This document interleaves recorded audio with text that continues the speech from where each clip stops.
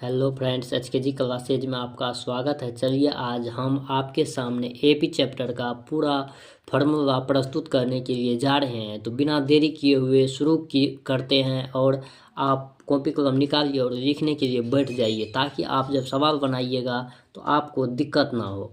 जैसे कि यहाँ पर देखिए एपी चैप्टर का है। एपी क्या है, पहले हम ये जानते हैं कि एपी क्या है। तो एपी संख्याओं की एक ऐसी सूची है। एपी जो है ना, संख्या की एक ऐसी सूची है जिसमें प्रत्येक पद अपने पद में एक निश्चित संख्या को जोड़ने पर प्राप्त होता है। एक निश्चित संख्या क्या करने पर, जोड़ने पर प्राप्त होता है। जैसे कि देखिए 1 2 3 4 5 6 7, इसमें कैसे जुटाए, एक में एक जुटा 2 हुआ, फिर 2 में एक जुटा तो 3 हुआ, 3 में एक जोड़े तो 4 हुआ, 4 में एक जोड़े तो 5 हुआ। ऐसे करके क्रमबद्ध रूप से आगे बढ़ते रहते हैं। चलिए तब अब आगे देखते हैं।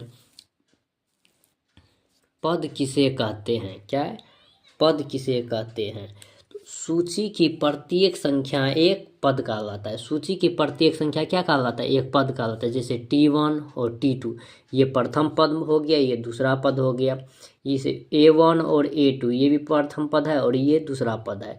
इसी तरह जो T1 और T2 पढ़ते हैं उसके लिए ये है, जो A1 और A2 पढ़ते हैं उसके लिए ये है। इसके बाद T1 ये हो गया प्रथम पद, ये दूसरा पद, उसके बाद T3 में तीसरा पद होता है, यही सब चीज़।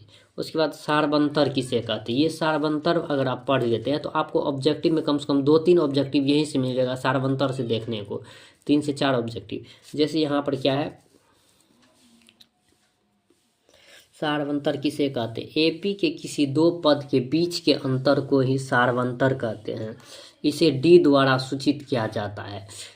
सारवंतर को किसे सूचित किया जाता है, डी से सूचित किया जाता है। सारवंतर बराबर डी बराबर दूसरा पद माइनस पहला पद। इसका मतलब यहाँ पर आप देखिए T1 और T2 था, ये पहला पद है, ये दूसरा पद है।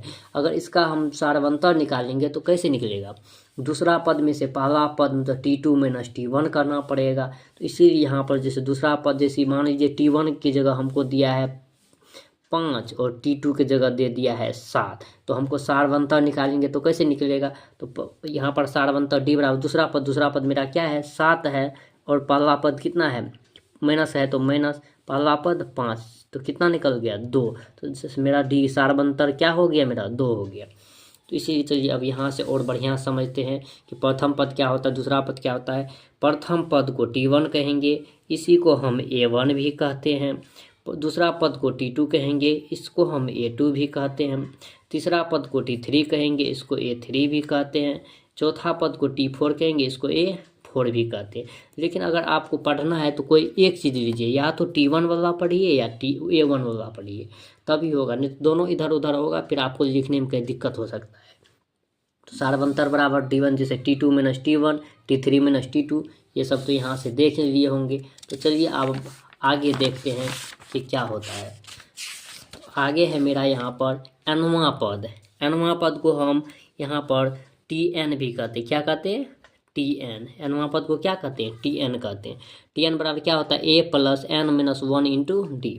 a plus n minus 1 into D. जैसे a हो गया मेरा प्रथम पद, n हो गया जो पद कहेगा, जैसे कह देगा मैं हमको 10वां पद का बताने के लिए 10वां पद क्या होगा, तो यहाँ पर 10 माइनस 1 और इसका डी निकाल लेंगे। डी को इसमें सबको गुना करके निकाल लेंगे तो nवां पद निकल जाएगा मेरा। फिर ये है Sn। Sn क्या होता है, n पदों का योग को कहते हैं Sn। Sn बराबर होता है n/2 into 2a plus n minus 1 into D. इसी का और एक है Sn बराबर n/2 into a plus l। उसके बाद और एक है जो ऑब्जेक्टिव में आता है कि किसी भी समांतर श्रेणी का सारवंतर ऋणात्मक, धनात्मक तथा शून्य भी होता है। क्या होता है, ऋणात्मक मतलब माइनस वाले, निगेटिव, धनात्मक मतलब पॉजिटिव, और शून्य का मतलब जीरो। क्या होता है, जीरो भी होता है। तो आशा करते होंगे कि आपको ये वीडियो समझ में आया होगा, और अगर समझ में आया है तो वीडियो को लाइक कीजिए, चैनल को सब्सक्राइब कीजिए, ताकि हम आपको इससे बेहतरीन आगे चैप्टर का भी फॉर्मूला अच्छे से बेहतरीन तरीके से लिख के आपके सामने प्रस्तुत कर सकें।